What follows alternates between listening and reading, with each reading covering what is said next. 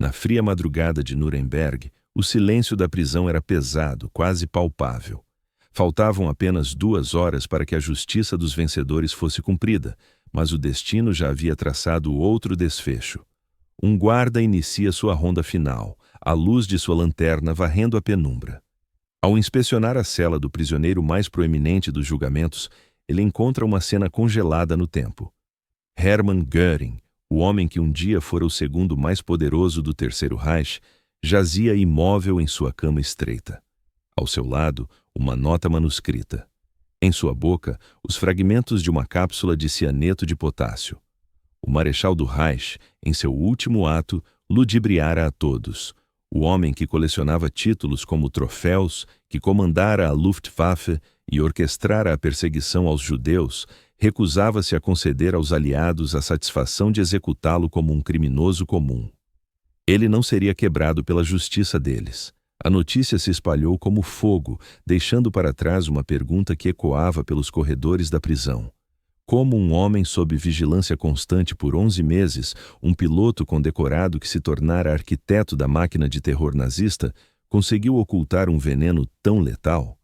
Suas últimas horas revelavam a mesma arrogância de um regime que se acreditava superior, mas o mistério de sua morte permanecia. A cápsula que frustrou a justiça internacional se tornaria um enigma que intrigaria historiadores por décadas. O ar frio da Baviera parecia carregar o peso da história e da honra. Em 12 de janeiro de 1893, nascia em Rosenheim, no coração montanhoso do sul da Alemanha, Hermann Wilhelm Göring.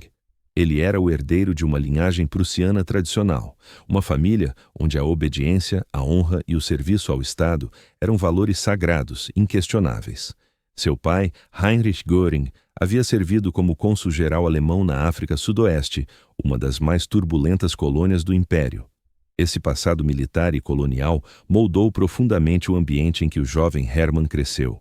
Era um lar que respirava orgulho germânico e o culto à autoridade, onde desde cedo ele sonhava com uniformes, desfiles e couraçados, absorvendo de seus ancestrais a crença de que a Alemanha nascera para comandar.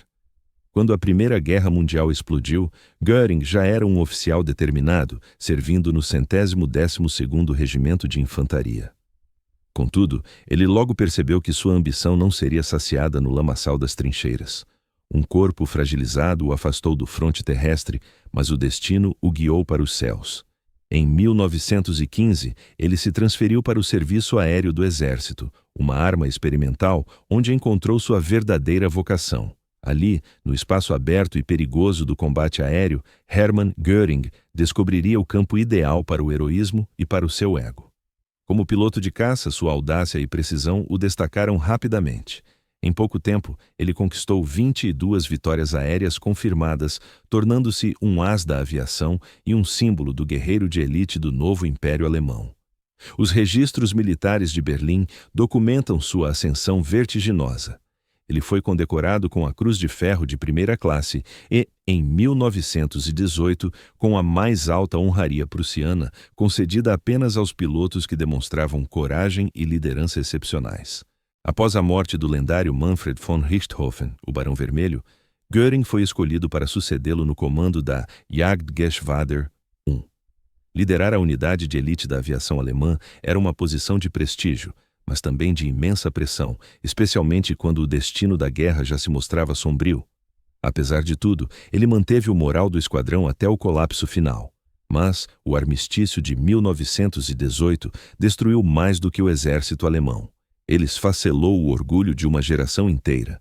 A derrota e o Tratado de Versalhes humilharam o país, impondo pesadas reparações econômicas, mutilando suas forças armadas e mergulhando milhões no desespero. Göring, como tantos veteranos, sentiu-se traído, convencido de que a Alemanha não fora derrotada no campo de batalha, mas apunhalada pelas costas. Esse ressentimento, em breve, encontraria um propósito terrível. Em Munique, nos anos turbulentos do pós-guerra, ele encontrou um novo sentido para sua fúria. Em 1922, ao assistir a um comício inflamado de um agitador chamado Adolf Hitler, Göring reconheceu algo familiar: a disciplina, o nacionalismo e o desejo de vingança. Impressionado pelo carisma e pela promessa de restaurar a glória alemã, ele se aproximou do Partido Nacional Socialista dos Trabalhadores Alemães. No ano seguinte, ele participou ativamente do putsch da cervejaria, a tentativa de golpe que buscava derrubar o governo bávaro. O confronto terminou em desastre. Göring foi gravemente ferido na virilha, uma lesão que o forçou a fugir para a Áustria e depois para a Itália. Lá, sob dores intensas, ele começou a usar morfina. Era o início de uma dependência que o assombraria até o fim de sua vida, marcando sua personalidade com uma mistura de euforia, arrogância e instabilidade emocional. Quando finalmente retornou à Alemanha, encontrou Hitler em liberdade e reorganizando seu partido. O líder nazista viu em Göring mais do que um simples seguidor. Ele viu um herói de guerra, uma figura de prestígio capaz de atrair conservadores e militares desiludidos. Ele era o símbolo perfeito da glória perdida que o nazismo prometia restaurar. Assim, a aliança foi selada. O piloto condecorado e o orador incendiário, unidos em uma parceria que, movida pela ambição e pelo ressentimento, ajudaria a lançar o mundo na escuridão de uma nova guerra. O poder absoluto estava ao alcance das mãos, à medida que o ano de 1933 se aproximava.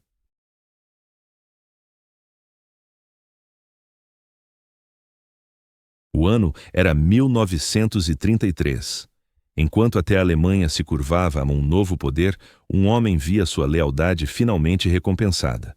Pelas ruas de Berlim, o som das botas marchando ecoava a promessa de um renascimento nacional, e para Hermann Göring, aquele momento era a consagração de uma aposta feita anos antes.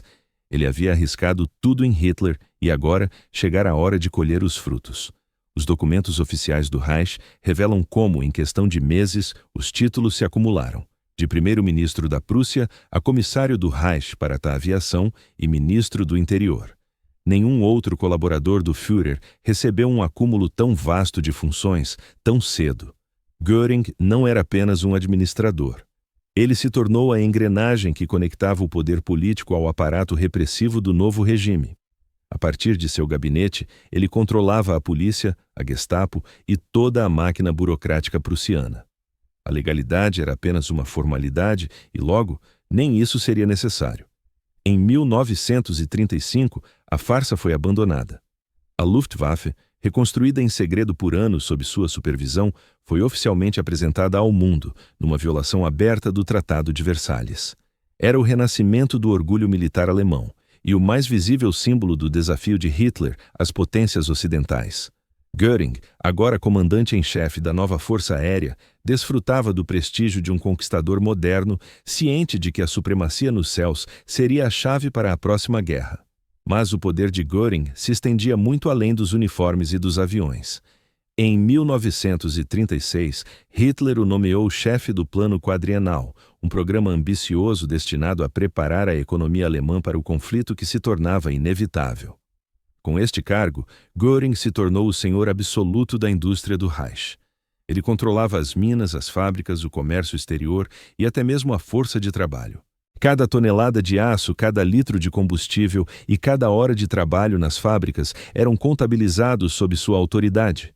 Sua assinatura aparecia em decretos que expropriavam empresas judaicas, confiscavam matérias-primas e submetiam milhões de trabalhadores estrangeiros à servidão industrial.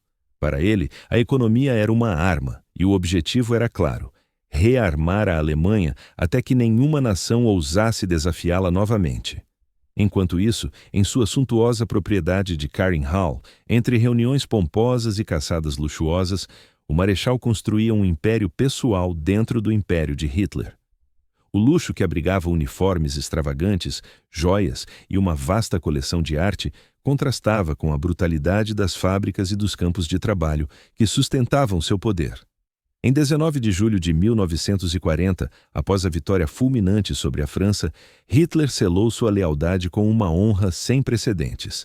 Ele criou para Göring o título de Reichsmarschall, o marechal do Grande Reich alemão. Era a mais alta patente militar do regime, um posto até então inexistente, que o colocava acima de todos os marechais e generais. Ele era, oficialmente, o segundo homem mais poderoso da Alemanha nazista. A sucessão foi formalizada em um discurso público no dia 1º de setembro de 1939, o mesmo dia em que as tropas alemãs invadiram a Polônia. Se algo me acontecer, declarou Hitler, Göring será meu sucessor. Nos registros oficiais, essa designação aparecia como uma sucessão legal e definitiva, mas o poder que o coroava também o mancharia para sempre com o sangue de inocentes. Em 31 de julho de 1941, a caneta de Göring assinou a ordem que formalizava a implementação da chamada Solução Final da Questão Judaica. O documento, preservado até hoje, delegava a Reinhard Heydrich a tarefa de organizar o extermínio que ceifaria a vida de 6 milhões de judeus, ligando diretamente o nome de Göring à engrenagem burocrática do genocídio. Herói de guerra, ministro todo-poderoso, marechal do Reich e herdeiro do Führer.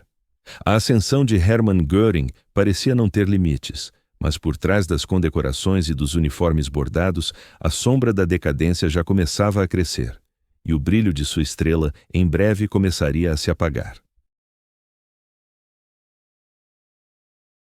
No céu da Europa, o apogeu de Hermann Göring foi tão grandioso quanto efêmero. A Batalha da Grã-Bretanha, travada nos céus de uma ilha que ele prometera dominar, expôs brutalmente as limitações da Luftwaffe, a força aérea que ele chamava de invencível.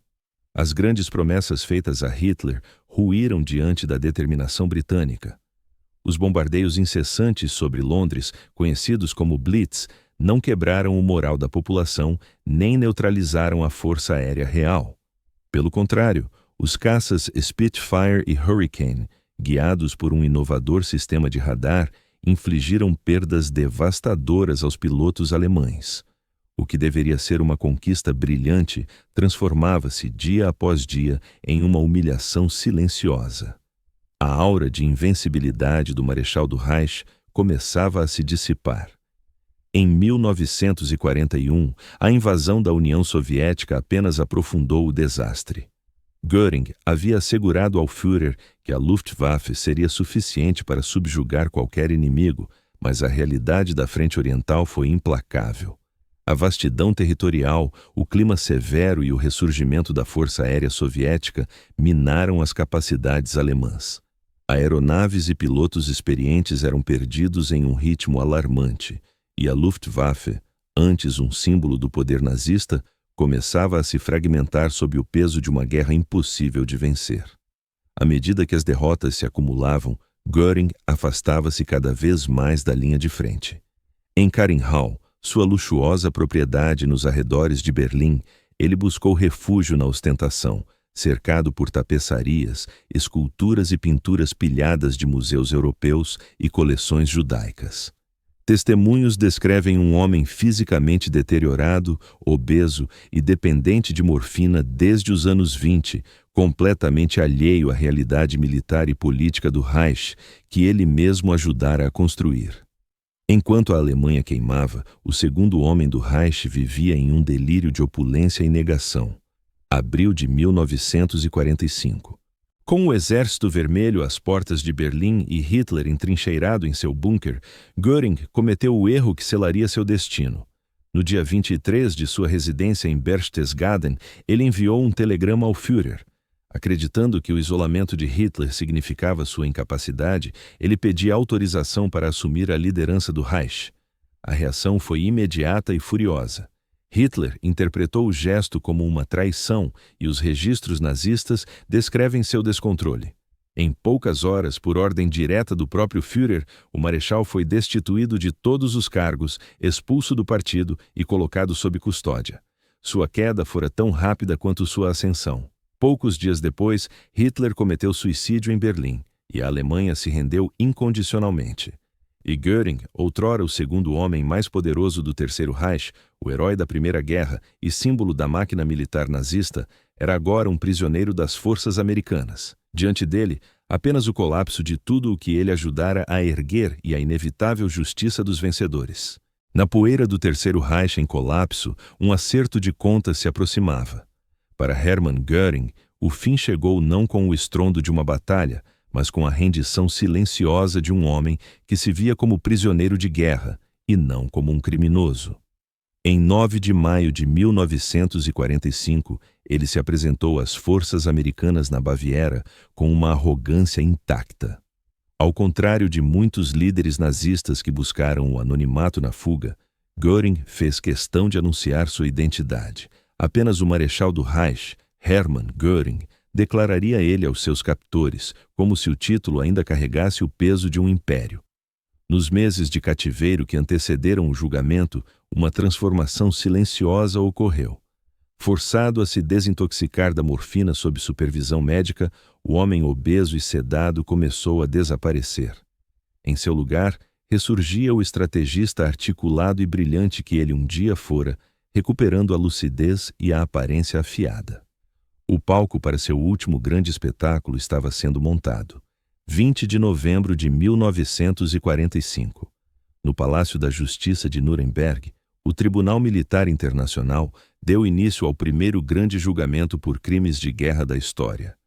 24 líderes nazistas estavam no banco dos réus, mas todos os olhares se voltavam para o verdadeiro número 1, Hermann Göring.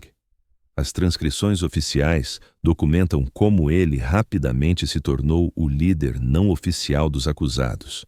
Durante os interrogatórios, ele se mostrava desafiador, inteligente, recusando-se a expressar qualquer arrependimento. Jornalistas do mundo todo assistiam, fascinados, enquanto Göring duelava verbalmente com os promotores, chegando a declarar, segundo os arquivos, "Eu não me arrependo de nada, eu apenas perdi a guerra." Mas, quando confrontado com as evidências dos campos de concentração e das execuções em massa, sua retórica encontrou uma barreira intransponível. Ele insistia que apenas seguia ordens, mas os documentos não mentiam. Carta após carta, decreto após decreto, todos levavam sua assinatura. A ordem de 31 de julho de 1940, autorizando a solução final, os memorandos que confiscavam propriedades judaicas, as diretrizes para a Luftwaffe bombardear civis. Após meses de testemunhos devastadores, o tribunal anunciou seu veredito em 1º de outubro de 1946. Hermann Göring foi considerado culpado em todas as 4 acusações: conspiração para cometer crimes contra a paz, crimes de guerra e crimes contra a humanidade. A sentença era a morte por enforcamento, mas Göring, o mestre do espetáculo, ainda guardava um último truque na manga. A morte, ele decidira, viria em seus próprios termos. Na véspera da execução, o ar na prisão de Nuremberg era denso, pesado com o silêncio que precede o fim. Algo inevitável se aproximava, mas não para todos da mesma forma. Hermann Göring havia perdido sua última batalha, não nos céus da Europa, mas diante do tribunal da história. Sua apelação para morrer como um soldado por fuzilamento foi firmemente negada pelos aliados. O marechal do Reich, outrora o segundo homem mais poderoso da Alemanha, seria exposto como um criminoso comum. A dignidade militar que ele reivindicava não lhe seria concedida. Por 11 longos meses, Göring viveu sob uma vigilância sufocante. As luzes em sua cela permaneciam acesas dia e noite, e revistas minuciosas eram feitas com um rigor inflexível. Naquela mesma ala, aguardavam o mesmo destino figuras centrais do regime, homens cujos nomes se tornaram sinônimos de terror. Todos esperavam que o amanhecer lhes trouxesse a morte. Mas Göring, astuto até o fim, guardava um último segredo.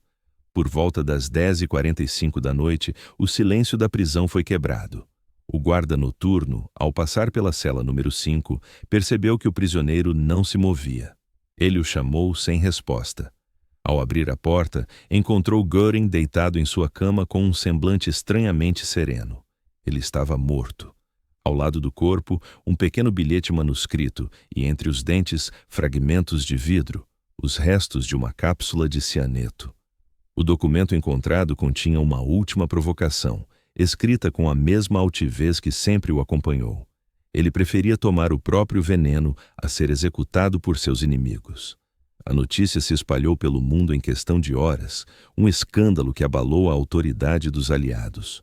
Como um prisioneiro vigiado dia e noite teria conseguido esconder uma cápsula de veneno por quase um ano? As teorias se multiplicaram rapidamente. Alguns sugeriram que Göring manteve o veneno consigo desde sua captura, talvez costurado em suas roupas. Outros argumentaram que ele o escondeu em uma cavidade dentária. Havia ainda a hipótese da cumplicidade de um dos guardas americanos, uma suspeita que ganharia força décadas mais tarde. Em 2005, um ex-soldado chamado Herbert Lee Stivers afirmou ter sido o responsável por entregar a cápsula, disfarçada dentro de um dicionário. No entanto, a investigação oficial jamais confirmou seu testemunho. O relatório final das autoridades militares concluiu de forma ambígua que a origem do veneno permanecia indeterminada. O mistério, como a própria vida de Göring, permaneceria envolto em contradições e sombras. Enquanto os médicos examinavam o corpo do ex-marechal, à 1h da manhã de 16 de outubro, os preparativos para as execuções prosseguiam com precisão militar. Um a um, os 10 condenados restantes foram levados ao cadafalso. Ribbentrop, Keitel, Kaltenbrunner, Rosenberg. A máquina da justiça, uma vez posta em movimento, não podia parar. O último deles foi enforcado às 2h45 da manhã.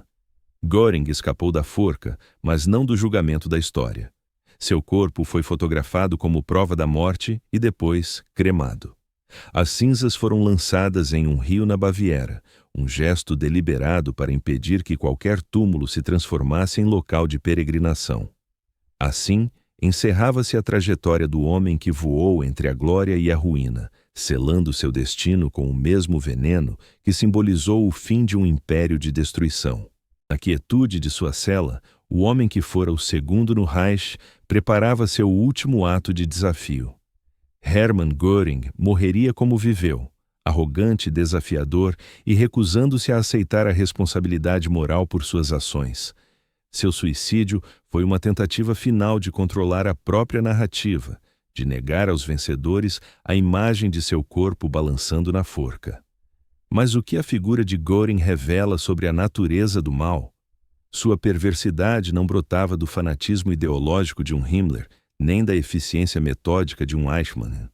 Göring era, acima de tudo, um oportunista supremo.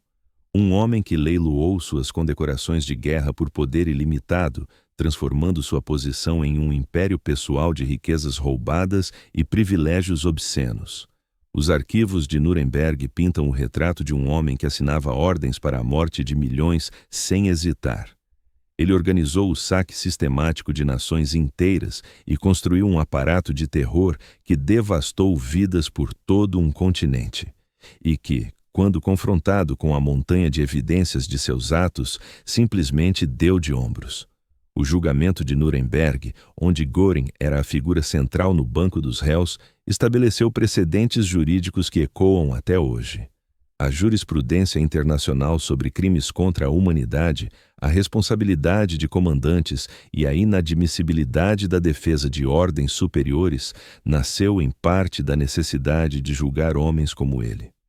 Um correspondente britânico resumiu o sentimento geral após o veredito. Göring representava tudo o que havia de gangsterismo no regime nazista. Um ladrão em uniforme de marechal, um assassino com condecorações militares. No fundo, a história de Hermann Göring é mais do que a biografia de um criminoso de guerra. É um estudo sombrio sobre como o poder corrompe e como a ambição sem barreiras morais pode transformar um herói de guerra em um dos arquitetos do maior genocídio da história. Göring possuía inteligência, carisma e uma coragem militar comprovada em combate. Mas ele escolheu colocar esses talentos a serviço de um regime que transformou o ódio em política de Estado e industrializou o assassinato. Até seus últimos momentos, ele se recusou a olhar no espelho e enxergar o monstro que havia se tornado. Seu suicídio não foi um ato de remorso, mas um último gesto de controle. Uma recusa final em se submeter à justiça das nações que ele tentou destruir. Os registros de Nuremberg, as fotografias, os documentos assinados de próprio punho, tudo permanece como testemunho. Hermann Göring pode ter escapado da forca, mas não escapou do veredito da história. Seu nome permanece eternamente ligado aos crimes mais hediondos do século XX.